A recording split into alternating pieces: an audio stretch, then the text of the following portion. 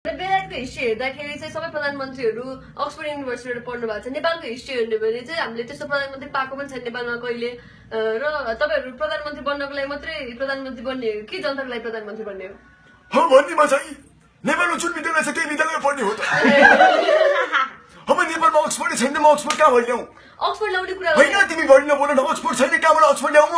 होइन, तपाईँ कसरी रिसाउनुहुन्छ? तपाईँ रिसाको होइन, रिसाको होइन, तिमीहरू बढी बोल्दैछौ। सबै प्रधानमन्त्रीले मात्रै गरेर हुन्छ, तिमी बढी नबोल।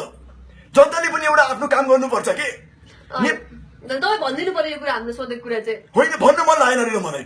पर्सनल कुरा हो, भन्न मन लागेन, भन्दिनँ म। अब कस्तो तपाईँले भन्दिनँ भनेर प्रधानमन्त्री भयो? भन्दिनँ म भन्दिनँ।